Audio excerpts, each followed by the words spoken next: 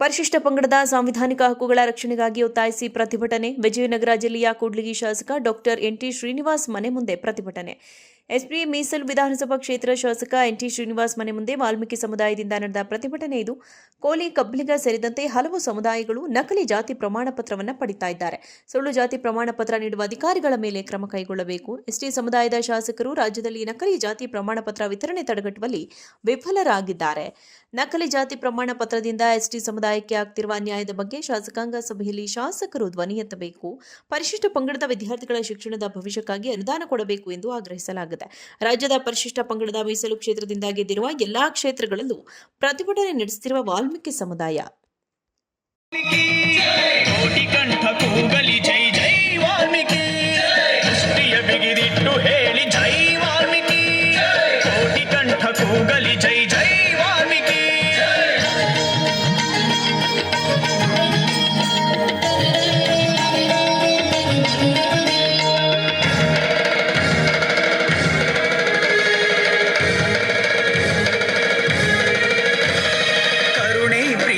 ನೀಡಿ ತಾಯಿ ಮಮತೆಯ ತೋರಿ ಹೆಂಡನಗೆ ಕೀರ್ತಿ ತಂದ ಜಗದ ಮಾತೆ ಸಾಧ್ವಿ ಶಬರಿ ಮಾತೆ.